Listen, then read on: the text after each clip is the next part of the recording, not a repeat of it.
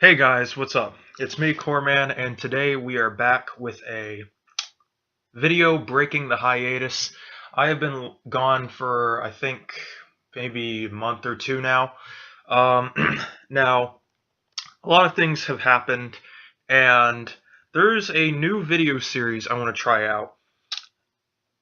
And, well, not really a video series. It's more of just a podcast, if you will. So, I forgot how long this was ago when I made this first video. So back in, I want to say maybe July, beginning of August, I started a video that said Nintendo MH fans have every right to be angry. Now, this video was a start of a, how do I put it, Monster Hunter World's coverage, if I could put it that way, about all the drama going on with Nintendo MH fans versus Sony MH fans, Xbox MH fans. Now they're getting added to the series, and PC MH fans. They're not really new. They had Frontier and Online, so technically they aren't new because they had PC games, but they weren't localized. So those those are the people who Nintendo is going up against right now. So I have a few talking points today. I have them up on my computer. You can't see them right now. It's currently blacked out. I have a picture of a Garuga that you can still see the watermark if you're still looking carefully. I'm not trying to make this podcast fancy. I'm just going to reply to some talking points here and maybe some extra points. So if you see the title of this video, a few of the talking points I have are going to be about Monster Hunter World's Capcom running out of excuses on why this game isn't on the Switch. Now, this is all opinion-based. There will be facts in this video, but don't take me the wrong way. All of this stuff in this video is opinion-based. So, if you're pro Worlds, that's alright, okay with me. If you don't agree with this video, I'm okay with that. Just don't dislike spam it at the side of the title and in the opening seconds. That I have a problem with. Because what that shows me is that you're not going to sit through this video with an open mind. And if you are not going to sit through this video with an open mind, then you prove every single point and every single talking point that I'm about to make in this video. So, if you're pro-Worlds, sit back, relax. If you're anti-Worlds, sit back, relax. We're going to have a good time here. I'm going to talk about some points, and we will get started. Now, this first point we have here, and that clicking noise is the sound of me pulling up the thing. So, first point here. Nintendo Switch is not strong enough to run a AAA game like Monster Hunter Worlds. Okay. So, the last time I made Nintendo MH fans have every right to be angry, I didn't really have a lot of, how do I put it, evidence to back my points. Now here we are. It is now the 18th of November. We have several pieces of evidence here that kind of rebuke that claim really hard, and I'm going to share them with you. So, this point came up. Ooh, one second. Just had an issue right there. This point came up very frequently when Worlds was announced, and I never believed it the second the people said it. It was all about, oh, if Worlds were to come to Nintendo, then it's going to be fried. It's not going to be the same game. Worlds is going to run at a 1080p 60 frames per second. The Switch will never be able to get that. Look at the graphics. All that kind of stuff. And back in July and August, I'll admit I'd had no points against that. I couldn't bring any evidence to that point, other than the fact that the Switch had 4 gigs of RAM. I couldn't bring up anything past that. So now, in this month of November, as I like to call it, the third-party month, the Switch now has Doom, Skyrim Remastered Edition, and Wolfenstein 2 coming to the Switch. It has also ported a successful version of Rocket League, and more third parties still to come. We are also getting Revelation. I almost said Final Fantasy Revelations. My bad. We are also getting Resident Evil Revelations 1 and 2. Another game that is pretty demand inducing. So I hear this Switch is weak argument, and it just gets utterly refuted out the water. Now, here's another thing. Those are just the games that kind of already refute this point. And the second thing I want to point out is that now, since we have more information about Worlds, Worlds runs at a capped 720p 30 frames per second. Everyone thought, and this is true, like even go watch Gaijin, although I'm not going to really recommend to watch him. He's a topic for another video. I don't want to steer too far off course here. The devs and the people have confirmed this game will run at 30 frames per second, and it will be capped at 720p. Watch the trailers. You can tell, like, to all the graphics people out there who only care about graphics can notice this. The game runs at a 720p and 30 frames per second. So, one thing that people said about this now was, I just turned my 3DS on. God dang. One thing people said was,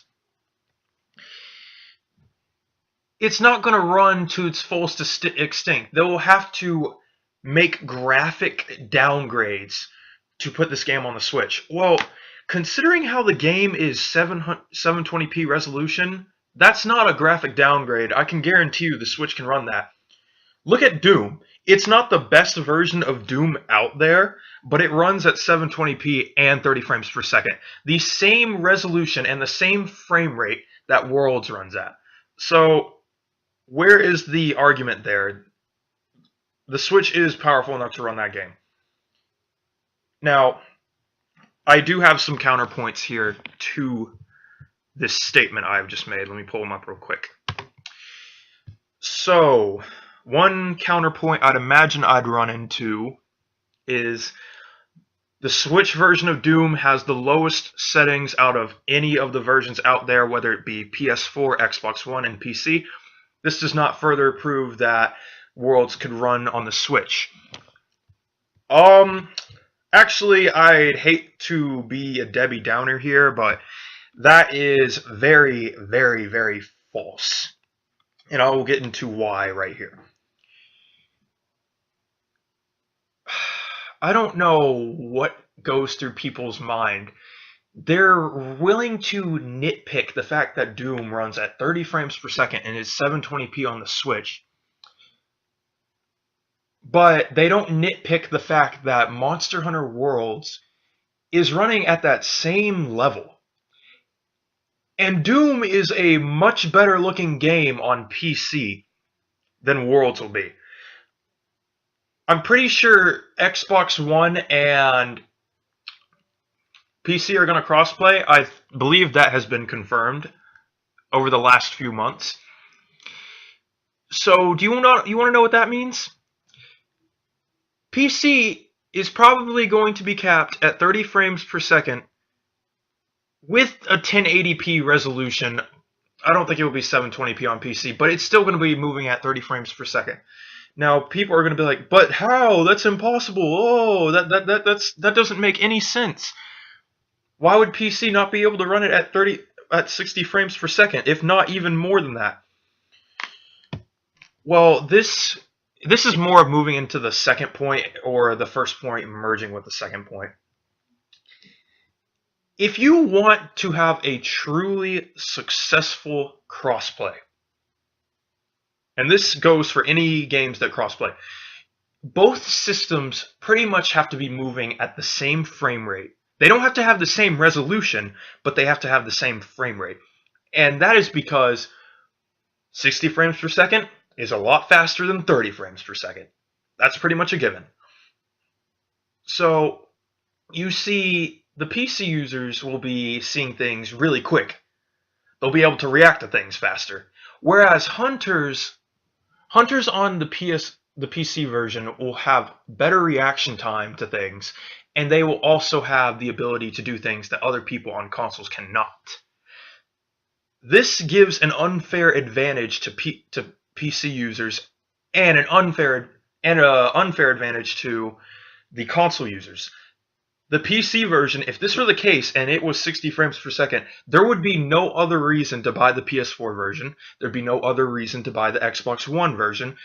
And if there was a Switch version, the only reason you'd be able to get it is because of the portability. The PC version would be the best version to get out there. So that's why if I had a really strong guess and a really strong guarantee, the PC version will be capped at 30 frames per second. It will be at 1080p, I'll give it that, but I don't think it will move at 30 frames per second.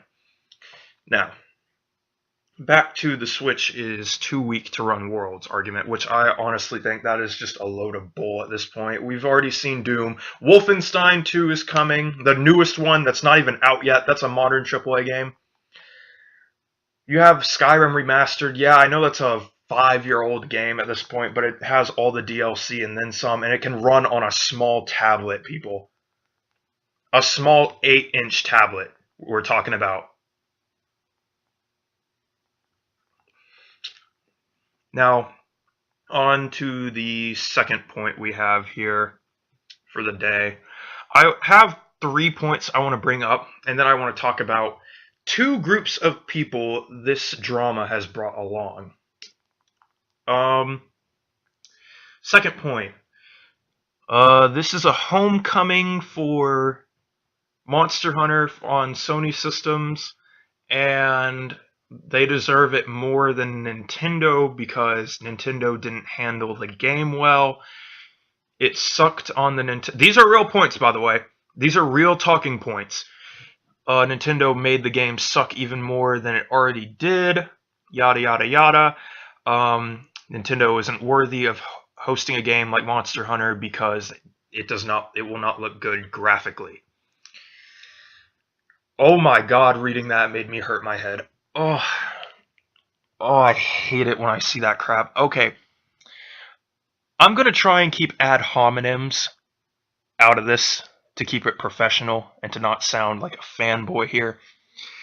But what we have here is I don't want to sound unprofessional, but we have a moron here. We really do have a moron here who does not research his facts at all and will just make blatant idiotic statements like these without researching.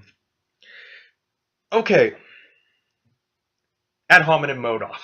No personal attacks. This is a podcast video, not a freaking evisceration video. We'll save that for another time. So, I have some numbers here for a few people who have said this. If this is a homecoming, this would be a non-portable version of Monster Hunter. It is not on the 3DS, it is not on the Switch, so we know portability will not be able to be a thing here. Yes, a gaming laptop will be able to run it, but I don't really count laptops as portability because you have to have so much stuff in order to make it work. You have to have the battery pack for the laptop, you have to have the mouse, you have to have an attachment keyboard if you have that. You have to have so much different stuff for it to even work, like just work altogether. You have to have probably the gamepad controller if I'd imagine this game is going to be using that. And you just have all this stuff if you want to count a gaming laptop as portable. So this game is not a portable version of Monster Hunter. We already know that. Okay. On to the fact where this point gets completely eviscerated. And this isn't just for Nintendo. This isn't just for Sony consoles too. This is on Nintendo consoles as well. None of these parties are safe from the judgment I'm about to invoke, but one party is in more trouble than the other, that being the world elitists constantly spewing bullcrap all the time. So, what's this next point you're about to make? If I just pull this chart up right now. Here we go. And I'll leave the source to this information in the description if you guys want to see it. So, sales for Monster Hunter while on consoles. Let's check out Monster Hunter 1. Oh my god. This game sold 1.8 million units. 1.8 okay. An argument can be made that this game is, how do I put it? It sucks. Everyone knows it sucks. But this is a non-portable version of Monster Hunter. While it was with Sony, it had 1.8 units. Next one, Monster Hunter 2. Did a little bit better. I think it reached, yeah, that's 2 million units. So a little bit of improvement, but no game past that reaches 2 million units. That's the staple. In terms of portable, they breach over 400. The highest being portable third with 4.9 million units. On this chart, it says a different number, but I know for a fact it's 4.9. So your non-portable versions of Monster Hunter cap out at about 2 million units, maybe 2.2 according to this chart here. So portable Monster Hunter, according to these numbers, is inferior to the portable versions. Worlds is a non-portable version of Monster Hunter. This is very worrisome if it follows this trend. And this isn't just, oh, it's in the same time period. This is across 3 different generations. You have the PlayStation 2 in here, you have the PSP in here, you have the Wii in here, and then you have the Wii U. That's at least 3 different generations of consoles right there. Not to mention PS3, because we are going to get into that. Okay. Here's the problem with saying this game is going to be a homecoming thing. It's going to be successful because it's a homecoming. Historically, Monster Hunter doesn't have a good history on Sony. Just looking at the numbers, they do not have a historical good record. They do have portable third, which does cap out at 4.9 million units. But historically, Gens 1, 2, until the extent the end of 3 was pretty bad, up until the move. So, the point I'm trying to convey here is this, it feels irrelevant, it feels like a sense of entitlement, almost in a sort of way. I don't know how you would think that just because it started off on your console, you are entitled to a certain game franchise in the same sort of way. And a good example of this is Final Fantasy, because Final Fantasy did, in fact, start off on Nintendo. It started off on the NES, and then kind of left towards the PS2 generation, and then they've been there since. So, technically, by this logic, and this state of logic, and what this reasoning is, that means Nintendo fans should be entitled to a Final Fantasy game every year. If we're going by this sort of logic, then we deserve a Final Fantasy game every year. That is incredibly false. They've been doing really well on every other platform but us. We had one chance with Kingdom Hearts 3D Dream Drop Distance. That game sucked. And then Final Fantasy is still trying to come over and port games, so that's really good for them. I don't think we deserved another game from them after the disaster known as 3D Dream Drop, but I'm glad. But we don't deserve a game every single time they come with a new one. That's ludicrous. It's a logical fallacy. It invokes a sense of entitlement. Now, on to the second point, part 2, which is a little bit of an extent of the first point, which was this console was too weak, but I kind of have it jumbled around in here. I'm just making this off the bat, so it's a random podcast looking at some questions. And that was, this is really a point just not on one of the other sides. This is a point about just knowledge in general. So we have this fact, and this was confirmed like a really while ago, like sort of before, maybe just after Worlds' announcement. I have no idea. But according to this source, Review Tech USA, you guys probably know who he is, Capcom asked for an extra gig of RAM so they could run their games on the Switch. So by this logic, does this mean you only need a 4 gig system to run Worlds? They said they wanted their new games to run on the Switch. They asked them to add a gig of RAM, Nintendo complies, and yet they still don't put Worlds over. So what does this mean? Like, I'm confused, and I was originally going to make a video covering this. And that video was Capcom got paid off by Sony to do a timed exclusive. Except the timed exclusive part wasn't in that part of the video, it was just blatant fanboy rage, because I was really angry at that time period. But now that I've given some time to look at this situation, still pissed as crap, but now I can get my facts and deliver them in this format. Now, this extends on to part 2A. Capcom was not given dev kits for the Switch, and they were not able to develop Worlds for this reason, because they had no, basically, idea how to work with it. This theory, if I can even call it that, has since been debunked, picked apart, and thrown in the trash. By who? Konami Taneko, if I even pronounce their name. I think I got the Konami part. I don't think I got the Taneko part.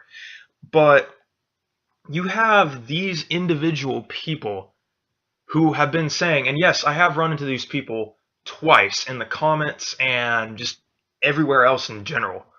Discord servers, when I was still in Gaijin Hunter's cancerous Discord server, don't even get me started on that place. And you have just all these lies about saying, oh, Capcom didn't get their dev kit. Oh, that's why they weren't able to make Worlds for the Switch. That's another reason, not because they're graphically powerful guys. This was debunked in a video by Nintendo Prime. It was a video about Konami, Taneko, and Capcom. And Konami Taneko basically said the whole dev kit argument was a load of BS. Because they gotta... Okay, whose is Nintendo going to give a dev kit to? Konami, Taneko, or Capcom? They're a long-time running partner since the NES days. Just a thought of advice there. Capcom got a dev kit. Needless to say, that whole they didn't get a dev kit BS, it's been debunked for like 4 months now.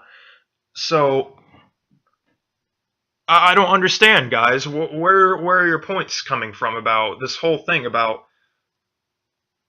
Just admit it. It's a console exclusive. You don't have to go out of your way to bash the Switch in a way. It's okay to admit the game is a console exclusive. It pisses a lot of people off, but it's okay to finally admit these points. Actually, I can't really say console exclusive because it's on 4, Bone, and PC. So, yeah, that's the acronyms I'm using. 4, Bone, and PC. That sounds really weird and can be taken out of context. So that's basically point 2 and point 2A. There's not going to be point 2B. Point 3 is just going to be the thing that does it for me. And then that will lead into my next part of the video I want to address. The division of Worlds and the factions it has created, and how these factions can impact Monster Hunter as a whole, and how it will impact the community going forward. There's actually one group I really hate, the one group I'm indifferent on, but I sort of support them a little bit. I think you guys know what I'm talking about, but we'll get to that in a minute. I want to get to point 3. Alright, go back to the points list here. Okay. Capcom wanted to make a better graphical looking game.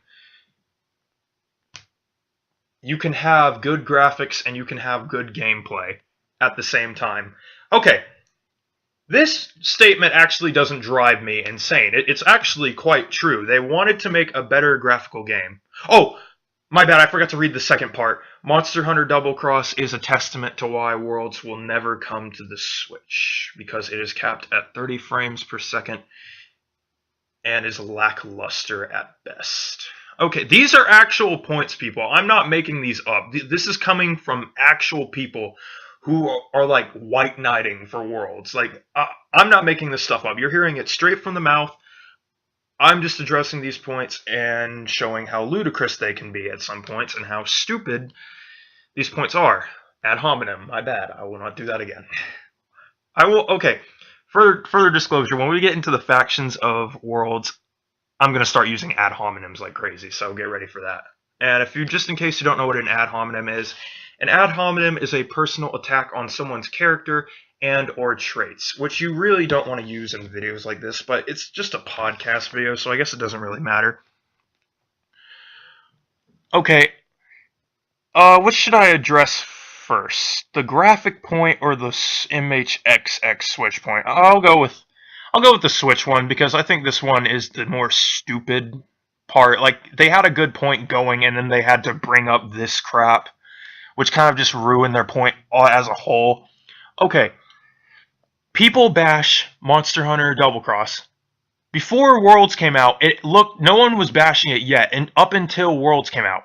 That's when you started having people come out of the gates and start acting like, oh, how this game, oh, the graphics are terrible, it looks like a PS2 game, oh, I can't believe this, look at the graphics, the two-dimensional sprites on the ground that only we would pay attention to, oh, I can't do this right now, oh, my head hurts because I just can't control my inner rage and retardedness. Okay.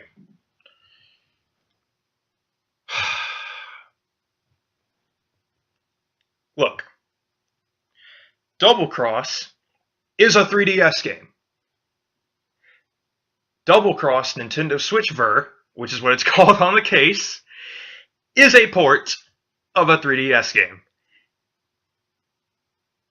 Monster Hunter 3 Ultimate, because I'm going to bring that one in here because that had the same arguments for it, is a port of a 3DS game.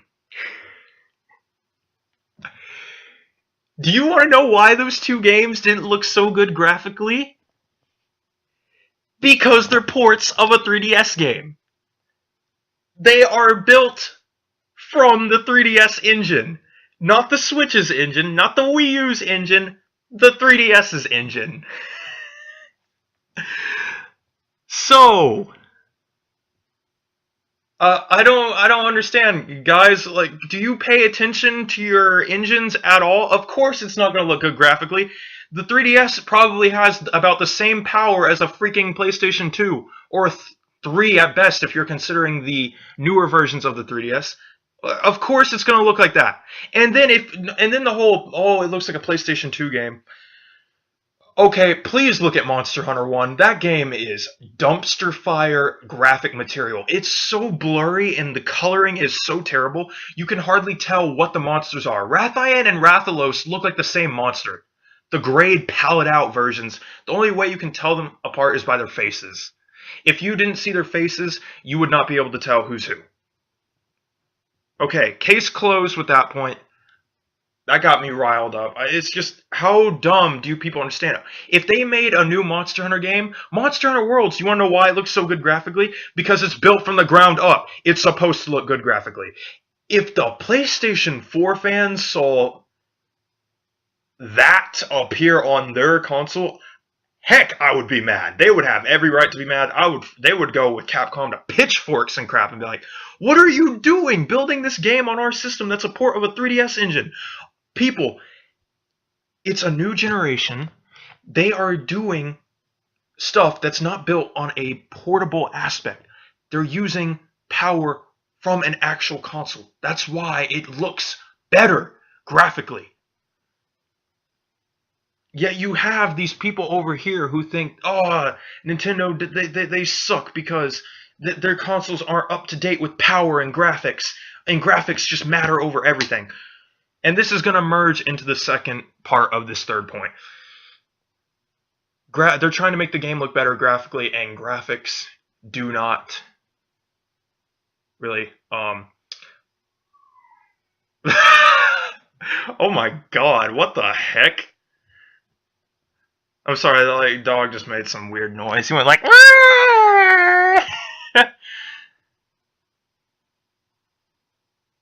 Okay.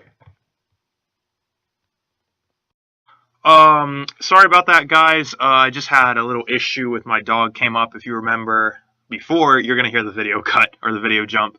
If you remember, you heard something go, wow! That was my dog. Something happened to him, so I had to go and see what was wrong. And he's fine. Do not worry. Everything is okay. So I have the points back up here, and I'm going to get back to where we were just at. And we were on the point where Monster Hunter Double Cross is a testament to why it won't come to the Switch, because you can have good graphics and at the same time you can have good gameplay.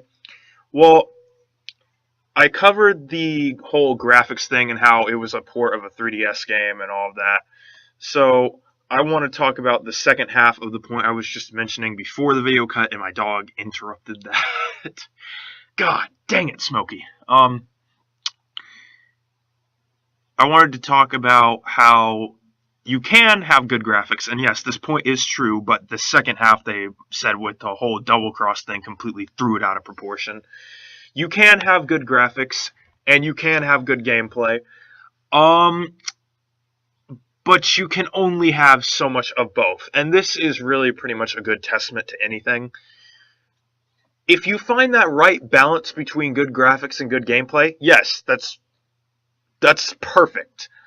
However, I don't feel like Worlds has that. I feel like it's focusing too much on the graphical aspect of the game.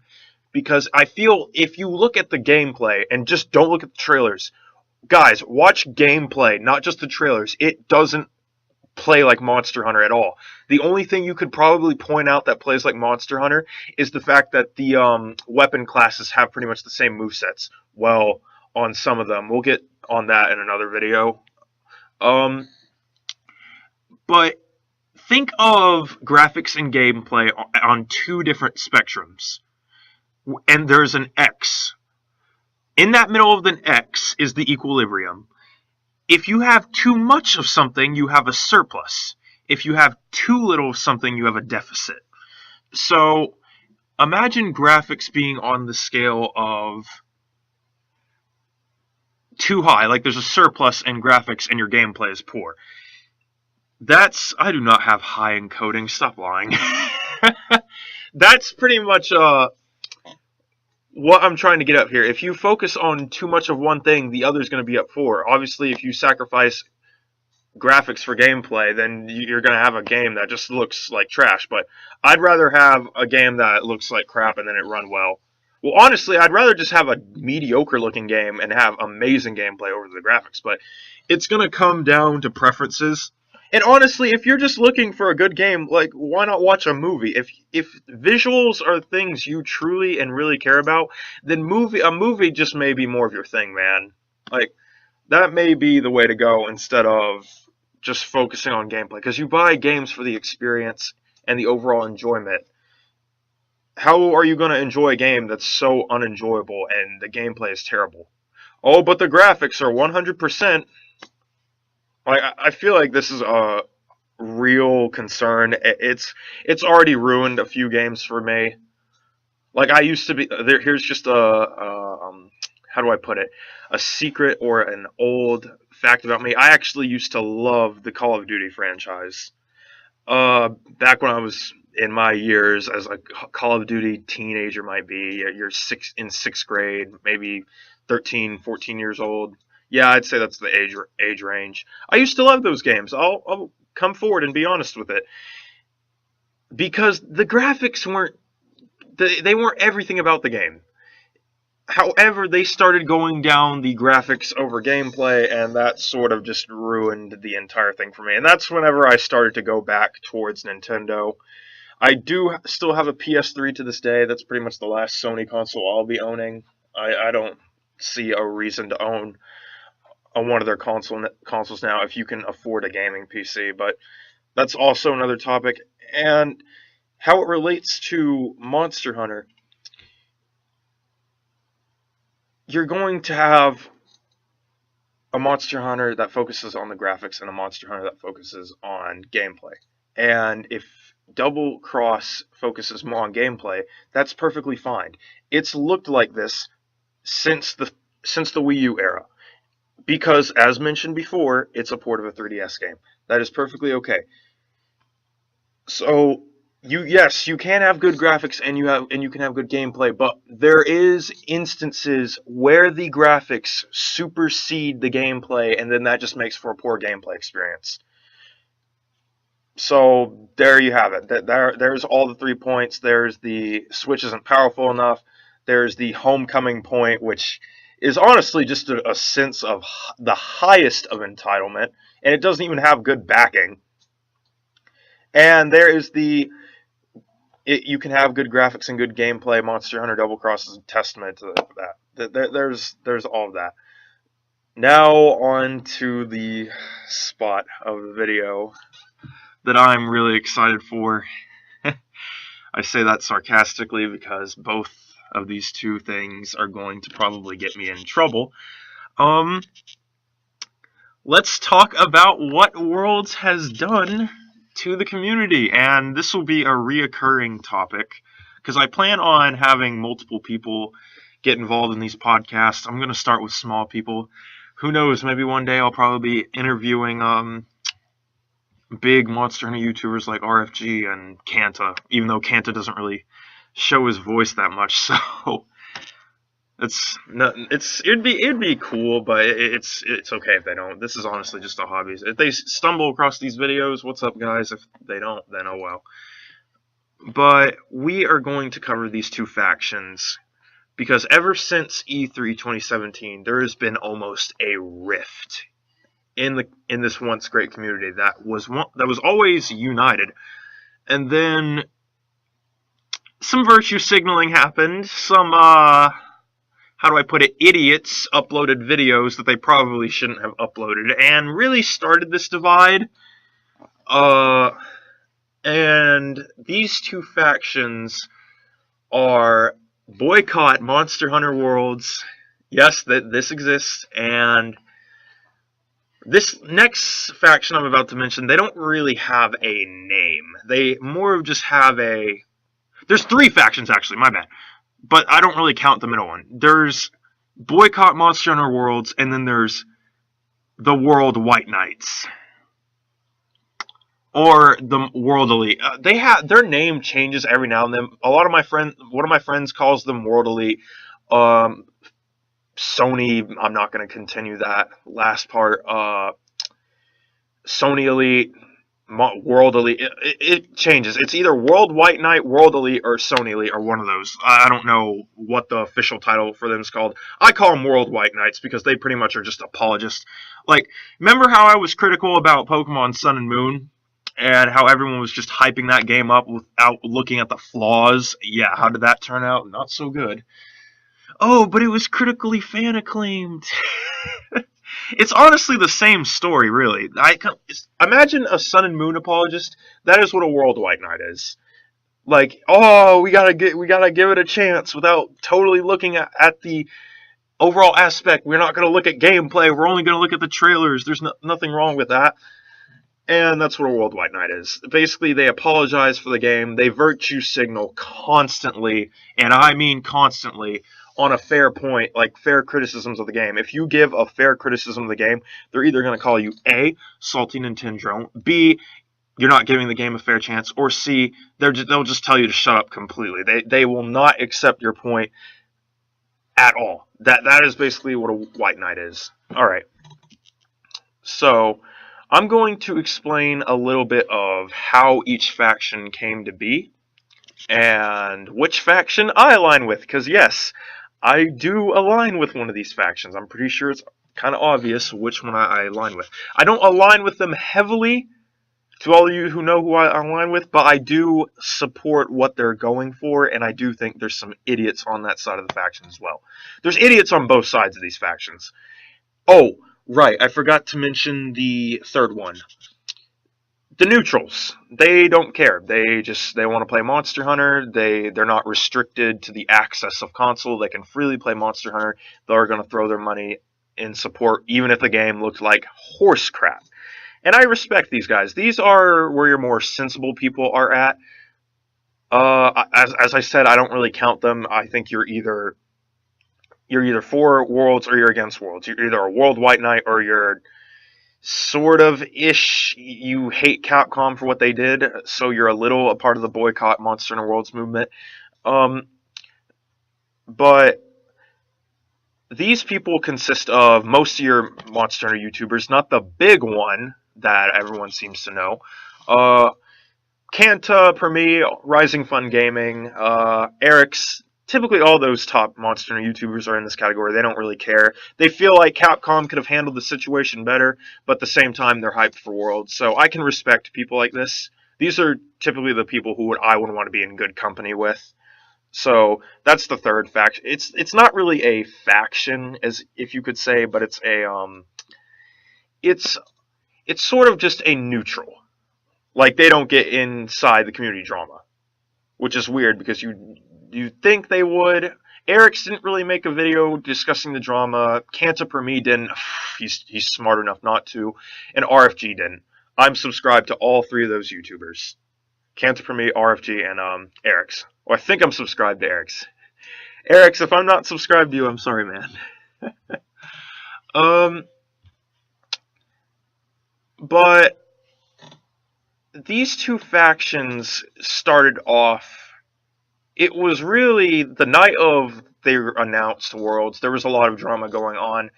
But really, these two factions didn't form until somewhere around August. July, it was sort of the build-up. And in August, that's when it was World White Knight and then Boycott Monster Hunter Worlds. That's whenever they started. Boycott Monster Hunter Worlds started because people felt like Capcom betrayed Nintendo fans. They felt like, oh, we helped you recover from bankruptcy, and then this is how you get treated. And then you have the World White Knights who are like, yeah, suck it, Nintendo. It's a homecoming. Yeah, we it's not like we just mooched off your entire fan base growth and all the stuff you added in. So screw you. It's kind of like left versus right, man versus nature, and now you have Monster Hunter World Boycott versus World White Knight. It's really, really, really funny how I see how it came to be. It really started because some bum uploaded a video only critiquing one side, and then that's what set it off. Not going to mention him. He's for another video.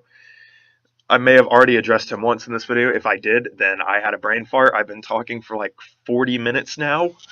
So if I did, it's the thing. But it's a podcast, so I'm not really going to care. So I've explained how these factions came to be, and now I will declare who I support. I want to be in the neutral, but I'm going to give my personal experience with Monster Hunter. I started off, and I've told this story many, many, many times on the channel and previous videos. I started off in Monster Hunter 1. Everyone knows that game was terrible. We have, even Kanta thinks it's terrible. He says he, quote-unquote, enjoys playing the game, but I think that's how he has an excuse to go back and continuously to play it. But it's terrible. Monster Hunter 1 is the worst in the series. Terrible hitboxes, terrible grinding mechanics. Rathalos, the main flagship, is so glitchy. If he'll fly around the stage and not land once, and the area before the den, I think that's area 5, maybe 6. It's one of those two areas where he'll just constantly fly around and then not land. And he'll do that over and over and over, and you pretty much have maybe 2 seconds to attack him. So pretty much if you don't bring flash bombs, which were a rarity back then, it would take you around 40 minutes just to kill him. And he was a flagship. It was so annoying. So just that experience alone, and this is on PlayStation 2, that experience alone almost made me never pick up Monster Hunter again. Just that alone. Let's fast forward to maybe about a year later, because I've been playing Monster Hunter for about 7 years now. Let's fast forward to 3 Ultimate. Maybe a year later, maybe like a year later after the Monster Hunter 1 debacle. And you have 3 Ultimate on the 3DS, and at the time I had a 3DS. It's a really good home console, really good portable console. I'm like, I remember playing Monster Hunter 1 about a year ago. Maybe I should give it another chance. I didn't know they had a second game and all that. Maybe they improved some things from this game. And from the get-go, I fell in love with the franchise once again. I really enjoyed all the weapons they added. I enjoyed how the right analog stick wasn't the attack button. I enjoyed that Rathalos wasn't broken anymore. I loved the switch axe. It was so enjoyable. I met friends there. I'm not friends with one of the other guys anymore. Unfortunately, some crap happened. But I met a friend there. I met a lot of people because of the online experiences. A lot of them were European for some unknown reason. I think it's because more Europeans play Monster Hunter. So you had all of that, and I was like, this is great. It's really great. And then 4 Ultimate came. I loved 4 Ultimate more, and then Generations came, and it was just Monster Hunter is turning into a dynasty. They're competing against the likes of Pokemon. They're getting up there. I cannot wait to see what's in the future. And then fast forward to E3 2017. Worlds is announced, and already from the get-go, I was like, oh no, they're not going the route that I think they're going, are they? As long as I see that they're on the Switch, I will be convinced that maybe this won't be a train wreck. And at first, whenever it released, it's like, okay, this wasn't such a good idea, but this was in the mindset that Double Cross was still coming, okay? It's in the mindset that Double Cross is still coming. So I'm like, okay, this may not be the good move, may not be such a good move, because now you just implemented the graphics over gameplay, people, and that's not really going to suit well with Nintendo Monster Hunter fans. And that's whenever you saw the virtue signal. You're like, oh, we haven't had a game in years. Oh, it's time for Nintendo fans to feel the wrath. That's whenever you had all of that going on. Needless to say, that's another story for another podcast. Like, I have so much stuff I could have in so many podcasts. Like, this could be a little fleshed out series. But you have all of that going on, and I had to throw support towards the boycott Monster Hunter Worlds move. And before you shoot me down, before you call me a salty Nintendrome, before you call me any of that, I have played on other Sony systems. Do not be ignorant, please. Listen. My brother has a PS4. He's actually getting the game. I have no means in playing it because, honestly, to me, it doesn't look anything like the games I've been playing. It doesn't look like a Monster Hunter. I've seen gameplay already. And before you accusing me of not giving it a chance, I've tried to, but honestly, there's more bad than outweighs the good. There's going to be day one DLC. There's going to be all this other stuff that I'm already not liking. And I'm pretty sure Double Cross will have more content than it. But it won't matter because you introduce this and you have people who are like, oh, we gotta make graphics matter over gameplay, guys. And honestly, that's a bad fit for Monster Hunter. That doesn't fit well. This may sound like I am white knighting for Nintendo and I'm against, like, I am against it, but at the same time, I feel like it's a fair criticism. So, what honestly did it, though, what really did it is how they canceled, and this is where I'll get onto some lunacy on the boycott Monster World side. What honestly did it is that they canceled Double Cross to make this game. That is what made me go boycott, boycott, boycott. You did not just do that. You did not stab. You already kind of did stab half the fan base in the back, but now you just full on stabbed and then twisted the dagger. That is what did it. That's what made me go boycott this game. I'm not buying it. My brother's getting it. You ain't getting a single penny from me anymore, Capcom. I'm not buying any more of your games at this rate. Unless you show that you can provide, which they haven't if you're following Switch news. They haven't been able to provide, and that's really going to tie into how this entire thing will unfold. And that's really, really, really bad. That made me so angry. I'm still angry to this day. I won't be satisfied until we see another Monster Hunter title on the Switch, even if it is a Double Cross localization. Everyone's saying, oh, Double Cross is an inferior version. Well, I'm pretty sure Double Cross is going to have more content to offer, because Capcom has always done this crap where they release the not finished version and then they're going to add on to it, which they're going to have some expensive DLC happen. With the argument can be made that Generations was, oh, well, it's glorified DLC with Double Cross. Well, we got 4 Ultimate and 3 Ultimate. Granted, we did get Tri, but 3 Ultimate was pretty much a much different version than Tri. You got the dual blades added back. The argument that these people try to make, it ends so quickly. And that's when I ended my boycott. It was morely the combination of the virtue signaling from certain people and how they just twisted the dagger. And that is why I align myself with boycott Monster Hunter Worlds. Granted, it may not sound like a shocker from my criticisms towards the game, but to the people who are like, oh, I never knew, well, there you go. In case you want to know how bad it's gotten, 2 friendships have ended because of this crap. Not because on my end. I'm all for opposition of opinion. However, whenever you treat your opinion such as fact, and you can't withstand somebody else's opinion, and they use facts to push theirs forward, yeah, I can understand how that's not going to work. 2 people who I know, according to inside sources for me, are... One is a world albino. One is world white knight. So they can do whatever they want. But if you're going to continuously virtue signal, you better have your facts backed up. Otherwise, I'm going to eviscerate you. That may sound cringy, but you're going to get eviscerated if you don't go into this argument without facts. But yeah, that's about it. I covered the points. I covered the factions. We're getting into like 50 minutes, but that's generally what I want these podcasts to be, mainly just an hour long. I want to improve from the